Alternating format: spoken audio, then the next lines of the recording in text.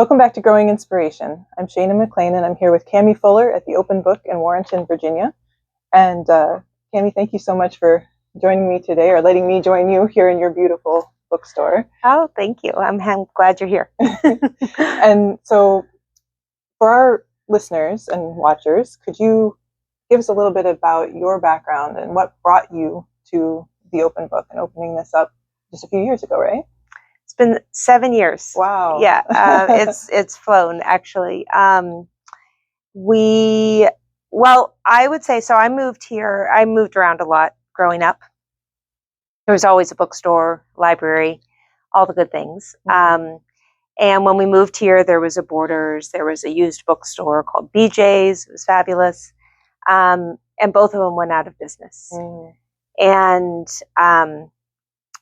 pretty much I sort of looked at my husband and said, I moved around growing up. We could move again and go somewhere where there's a bookstore. Or we could research and investigate doing this ourselves. Mm. I really think that a bookstore brings so much to a community. And I actually sat down with Maria Del Rosso, the head of the public library here, and asked her a bunch of questions. And she said, this community is full of readers, and I think they'd support a bookstore. And just took tiny steps from there. And then here we are. Yeah, that's awesome. And so I think you said it 7 years ago. So you opened up in 2019? Yes, right? March 2019. So you were open for about a year, and then the pandemic hit. Yes, so exactly a year. So we opened up, and our grand opening a year later was the same day that we put out notice that we were closing the doors to customers, at least walking in. We maintained an online store, but it was exactly 1 year later. So our big 1 year anniversary was a little different than we had expected. Yeah. So did the online business kind of sustain you through that period? It did. It was very complicated because it has to be run from here. So we don't have a remote ability to run the online store. It's hard to explain, but it's just the technology of the system we use. So I had to be here to run it, and I had to be here alone. And yeah, it was complicated. And then a lot of times the phone would ring, and someone would be interested in a title, but they weren't in the store. So I'd be running around the store taking pictures or videos or just reading things to them. And then orders would be coming in online, and it was just complicated. But yeah, we did it. And then you were able to open back up to customers. What, about 20? No, we actually, I can't remember all the details of it now. I think, like, for a lot of us, it was so we just got on our feet and went. So the details of when exactly we let customers in, I don't remember. But there was a point when, in retail, it was considered safe to have a certain number of customers with masks in the store. And so we went by that advice, and we limited the number of people that came in. And we did end up at that point having 2 staff on hand. And so. Did you find that people were really hungry for books and getting back into Absolutely. The bookstore? Yes, definitely. One of the things that we did that was a way to maintain staff was to do free deliveries. And we did free deliveries for a couple months. And so I didn't do very many of them. Mostly that was a wonderful woman that worked here named Sue. I don't know if you were in here that first year, but she was fantastic. And Sue would deliver to people's houses, and over, she said they were just so excited. Like she'd walk up with this bag of books and leave it on the door, and then kind of back away, and like the whole COVID thing. Yeah. And then they'd come out and they'd go, like, the books are here. They'd be so excited. The kids would be so excited. Yeah. And it was primarily books. There were puzzles and some of the little gifty items that we sell as well, but primarily just books. And I mean, the kids would be jumping up and down. It was really cute. Yeah. Yeah, it was good. A different time. Yeah, it was. And so I know you primarily through the book club for writers that Yeah. you host here, along with a number of other, normal, like just reading book clubs. Yes. What led you to start the book club for writers, and like, how has that, like, what does that mean to you? Or I could tell you what it means to me, but Yeah. Yeah, absolutely. Well, book club for writers, I will say, is my baby. So Alice and Zach, who you know through the book club for writers, and I became good friends. She walked into the store actually our very first week, and started coming to our writing groups, which at that time were once a month. And it was this kind of this big open, anybody come, we just choose a few people to read, they read out loud, we respond in a group. And it was lovely, but we right away started to feel like not everyone was getting what they needed out of it. We weren't necessarily getting what we needed out of it. And trying to just brainstorm on what else we could do to really respond to a writing community that almost a writing community that was waiting to be formed. We could just sort of feel it. And so we started talking, and of course, getting ideas, and then the pandemic happened. But we kept thinking over that time, and we sort of broke it down to the three leading terms of what Book Club for Writers is built on. So the craft of writing, the business of writing, and the community. And what we found was that the craft is always going to be part of a writing community, because we're all constantly trying to figure out what our craft is, or refine our craft, or discover, words of wisdom from people that we admire on the art of craft. And what the heck is craft? I mean, we had that discussion in this last one, which was actually really, really fun. Just what is it? What does that mean? And what does it mean to each person? It's so individual. So that is a really broad term, but we always try and do some focus on that. And then the business was really, that was a new one to me, and it came from this, discovering, that writing itself, depending on how you approach it, is obviously always going to be a craft, an art, something beautiful to share with the world. But there's another side of it that is how does that craft then get into a book, and then get into a store or into the hands of a reader somehow. And there are a lot of different pathways to that, more and more so actually, with traditional publishing and self-publishing and all of that. And I don't want to ever dictate the way I see it going for me, but I do want people to be aware enough that they don't go down these rabbit holes where they get taken advantage of, or it's just not what they expected. So that's the business piece. And then the community piece is this. The community piece is, finding other writers. It's a solitary craft. Connecting with them, learning from them, seeing what, springs of knowledge come from different relationships. And that's really where it's not about Allison and I at all forming the series. It's more about the people in the group connecting and finding ways to support each other. So, and you mostly do it like fall and spring is when you have kind of a semester, and then, but it's been sold out every time. Every single time. And you've done it now for what, 3 or 4 years? You know what is hilarious? I don't know what it is about it, but I can never quite figure out. I think it's 5 years now. I think we started after the pandemic. And I need to sit down and just look at the dates, because it's not that complicated. When did this show up on the calendar? But I think what's funny about it is it's like once we jumped in, we just been having so much fun that I'm not really thinking about how long it's all lasted. But it's probably about 5 years.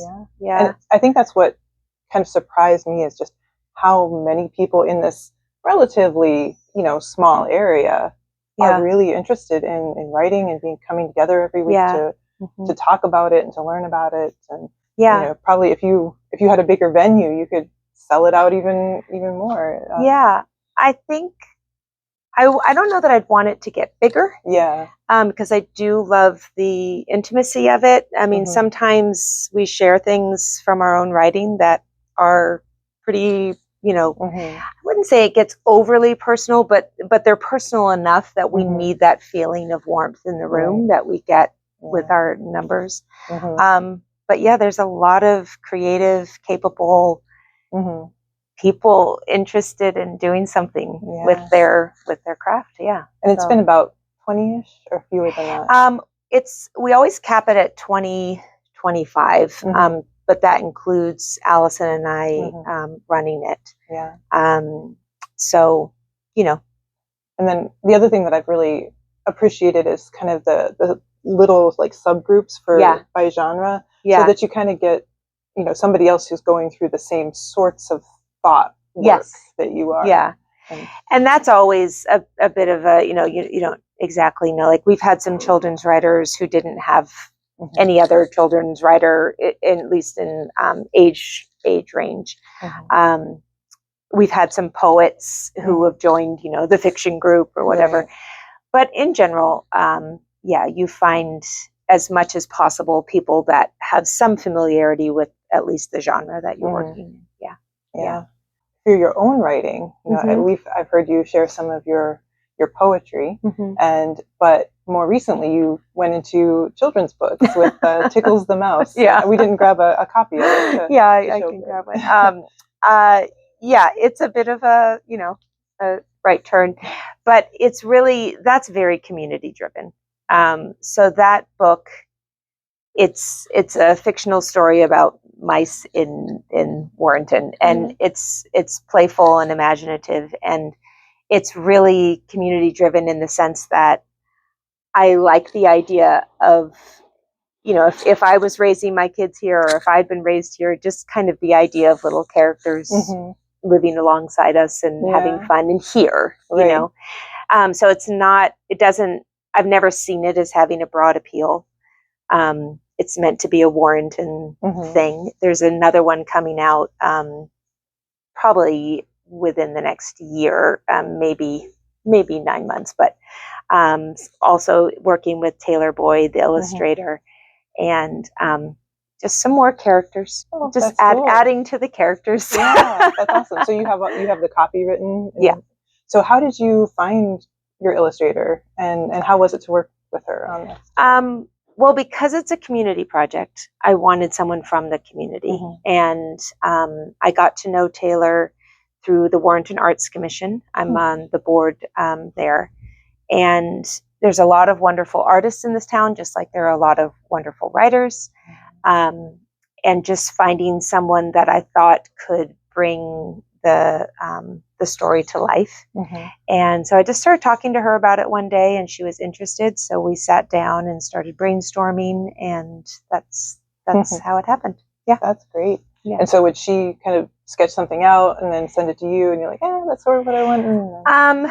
A little bit, yeah. Once we got going, it happened like that. At first, it was I made a dummy of the book, so it was the writing approximately where we thought it would sit on the page, and then the white space around it, and we would just sort of pencil in what we thought needed to happen to bring that writing to life.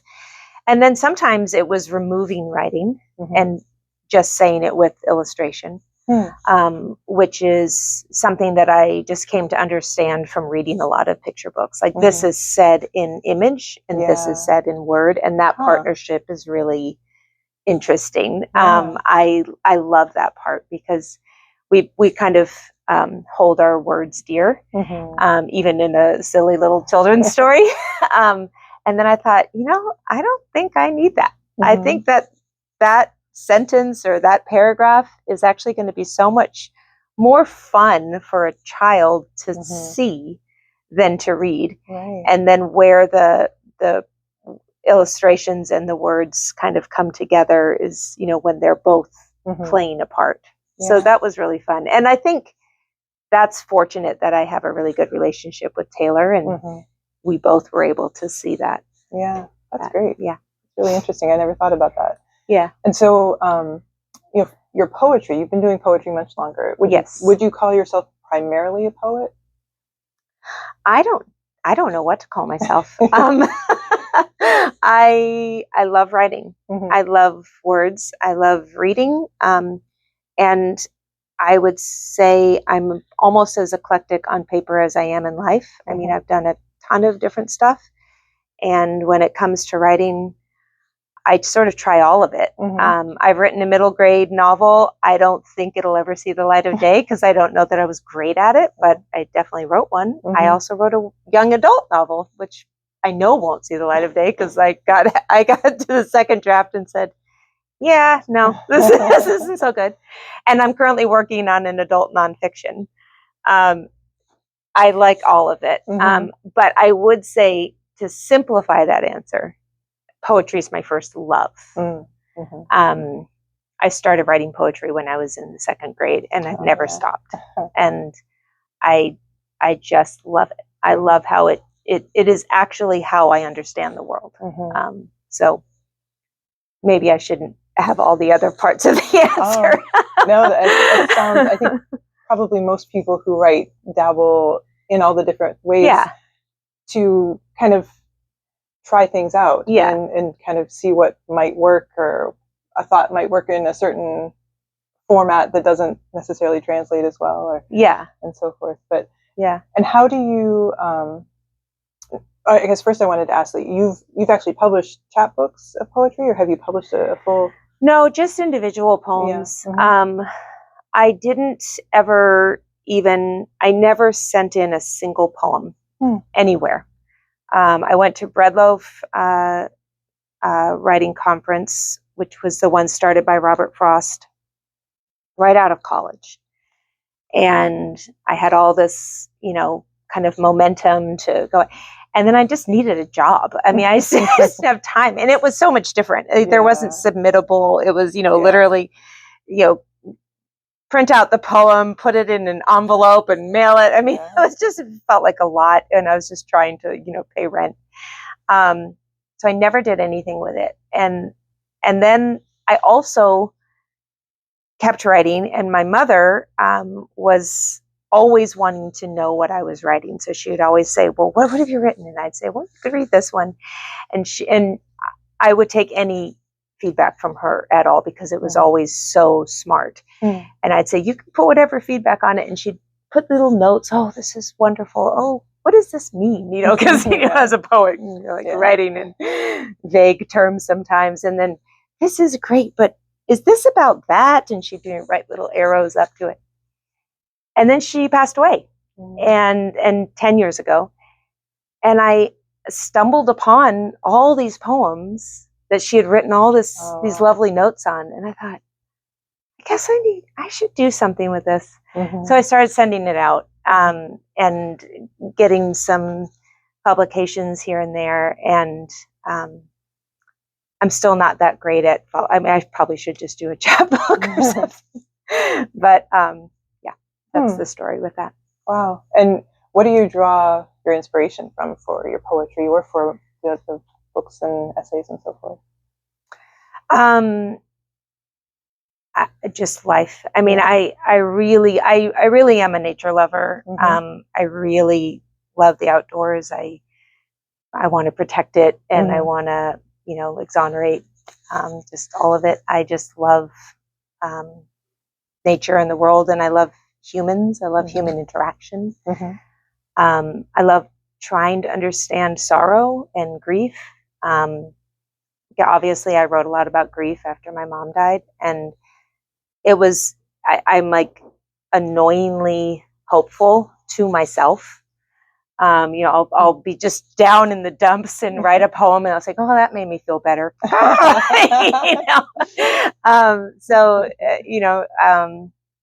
Just all of it. I think that the reason I love poetry so much is there's not a phase of my life, not one, that I can think of that poetry hasn't just helped me figure it out. Yeah. A lot of times I don't think I do understand life until I write it down. Yeah. And then sometimes I just have to wrestle with it and wrestle with it and wrestle with it and wrestle with it. And I'll say, oh, that's what I was writing about. So I discover it as I write it. That's really interesting. And do you think that creativity is something that kind of is inherent, or do you think it's a skill that can be built, or both? I think we all have it. I think that it just is a matter of figuring out where your creative passion lies. And I think every voice is beautiful and matters and should be heard in some form, whether it's through dance or painting or, I mean, my son is becoming a farmer. That is his art form. It truly is. It's the way he can communicate with animals and all of that. It's a creative passion. It's beautiful. It's inspiring every day. And it has nothing to do with the types of art forms that I love. So I don't believe that it doesn't exist in a human. I think we all have it. It's just what's the muse? How does it come out? Have you seen, like, through your work here and through the especially the book club for writers, have you watched anybody in particular, like, find that, like, aha, all of a sudden, like, they come here and they're kind of writing, but then, like, through the process and through the community, they kind of find that spark and they are off to the races? Yeah. A few times. Yeah. I think it's happened more than I am part of, because again, while we do lead it, we also are trying to let it be its own organism and people finding each other. So sometimes I hear about it, but a few times, there was one time that someone was reading something. We were doing an exercise from Ursula K. Le Guin's Steering the Craft. Were you in that one? Yeah. Yeah. And someone read, and I won't say who it was just for their privacy, but read their piece. And I think were as stunned by what they had done as the rest of us were listening to it. It was like, I just did that. I just did this thing. And actually I saw that same person a month or so later, and they just still had this kind of glow about this moment that had happened where something had just broken through. Yeah, it was pretty exciting. Yeah. And have I know several of the people that have been part of the book club have already published works and so forth. Yeah. And you have those actually up front in the store, some of them, local authors and Virginia authors and so forth. How much do you think kind of that sort of community, whether it's this particular group or just any group, kind of helps people along to get to their goal?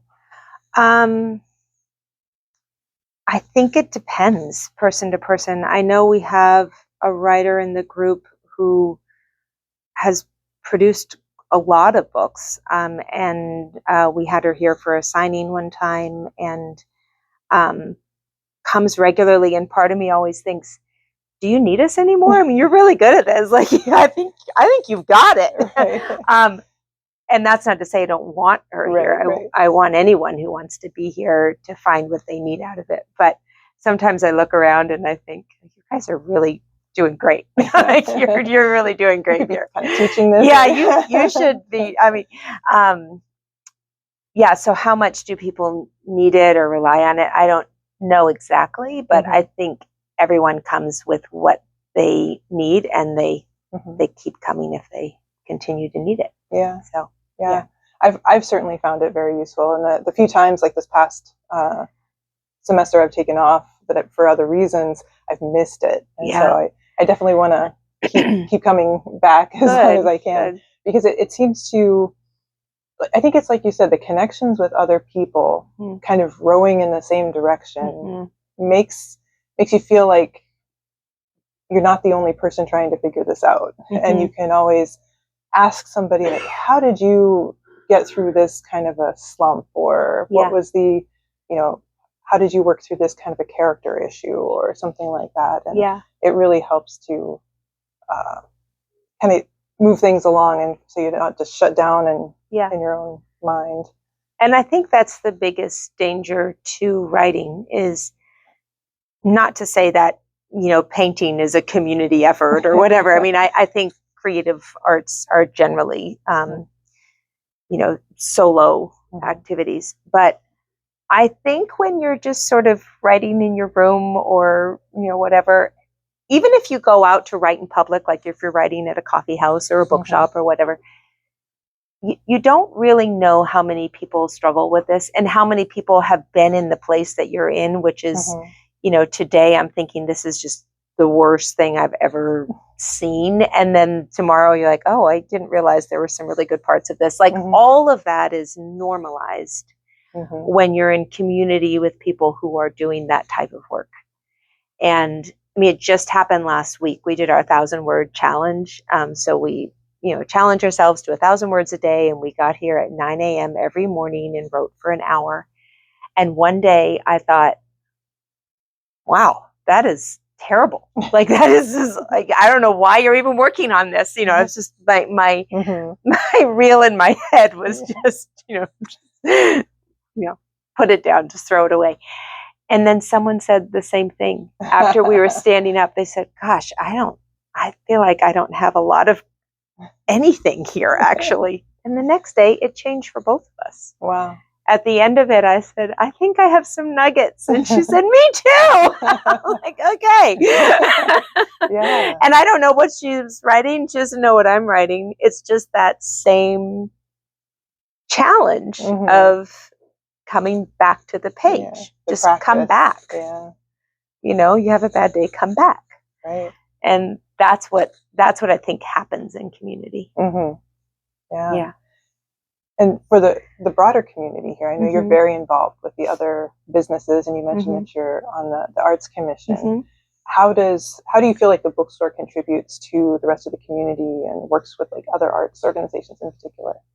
I mean, I think it's all positive. I try and work with other businesses, like we're getting ready to do our Waldo event again this summer. Again, the playful side of things.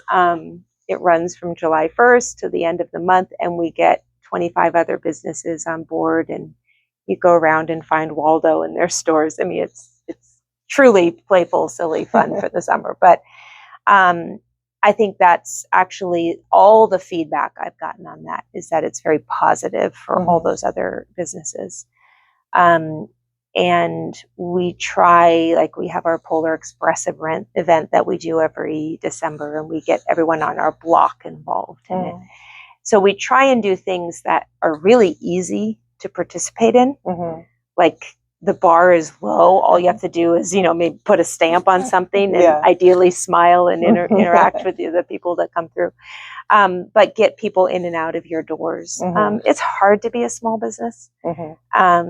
It's hard. I mean, they're doing all this work on the sidewalks, and everyone's just, you just have to find a way through and lean on each other if you can. And I love this town. I think it's been very welcoming to us. So hopefully it's seen as a positive. Yeah. And I saw something recently. You started audiobook walks. Yeah. I call it the perfect mix of introvert extrovert. So we meet up at the farmers market, and we share what book we're listening to. So we just kind of circle up and, I'm listening to this, I'm listening to that. And then we take off walking with our headphones on and don't talk to anyone until we come back. And then we chat a little bit and shop the market. It's really, it's really perfect. My daughter came this past weekend, and she said, yeah, I didn't really understand what you were talking about, but that was really fun. Yeah, I know. And there's, you're walking along and you're kind of laughing at something, or, off in the clouds thinking about what you're listening to, and you look at one of the other walkers and they're like, very, consternation and like something, I think they're listening to a thriller. I don't know what's happening in that book. It's very funny. Yeah, that would be interesting to see everybody's, expressions and things going on. Yeah, I like it. It's nice. And it sort of suits a different side of it, because we have 9 book clubs or something. It just suits a different personality, plus it's outdoors and moving around. So it's good. That's great. What do you have coming up in your own writing? You said you're working on a nonfiction book. Yes. Is that something that you want to talk about any at all? Sure. So I'm heading back to Breadloaf actually next week. Cool. It's the Nonfiction Environmental Writers Conference. Cool. And I'm really, really excited. So this book, I talked a little bit about how I'm very eclectic in my career. I had a career in flowers for a long time. Oh, wow. So I did flower design, and that was my bread and butter for a bit. Oh. And that's how I met my husband. And he and I got married on the flower farm where we met and had our kids there and all of that. It's a little bit of a love story, this book, but it's more than that. It's kind of a lifetime of questions and learning through flowers, and each chapter focuses on a different flower. Oh, wow. And some of it's environmental, and some of it is our current farm where we're trying to put in place all kinds of things to basically just to preserve the environment there. There's water, putting in riparian buffers to protect it from farming runoff. Mm-hmm. So a lot of that features into the book as well. But it's really been a pleasure to write, and I'm currently in the second draft of it. But I'm really hoping Helen McDonald, who wrote H is for Hawk, is my workshop leader for 5 days. Wow. That's going to be cool. And I'm pretty excited about that. She's an incredible writer. I just want a little bit of her genius. Just a little bit. Just can have a little bit of your genius. So that's what I'm working on. It's really a book about hope and beauty. Mm-hmm. Oh, that sounds wonderful. Yeah. I love florography and love learning about that sort of thing. So I'm very excited about this. I'm excited to read it. I'd love to be a beta reader if you need one. Oh, good to know. I will probably not forget that. It's on audio now. Sounds great. But I'm good at returning favors too. So. And so what would you say is maybe the next, what are some things coming up this summer for the store? Well, the Waldo event is a big one. All of our book clubs, just keeping them running. I run the Mostly Fiction book club, and then the summer writing days. So those start this coming Wednesday, every other Wednesday through the summer. So we meet up and we write in community for 45 minutes, and then we break into the genre groups like you were talking about. Yeah. No big events. What we have found in this town is like Waldo does great because you can do it whenever you want for the entire month of July. Last year we had 2 really wonderful events that if they had been planned during the year, like the school year, they probably would have been great, but we struggled to get people to attend them. Everybody's going so many different ways. Yes. It's like the one day everyone's, I'm at the beach, I'm at camp, I'm at this, I'm at that. So we're not doing anything like that. Plus, all the staff wants to be able to take breaks and do this and do that. And it's very much a team atmosphere here. So I just say, look, if you want to do it, we'll figure it out. But let's try and get things on the calendar as early as we can so everyone gets their time and their break. And so not that much exciting this summer, except the regular stuff, which keeps us very busy. But relaxing and coming in, relax with a book. Yes, exactly. Relax with a good book. All right. Well, thank you so much, Cammie. I've really enjoyed our conversation. Me too. Thank you.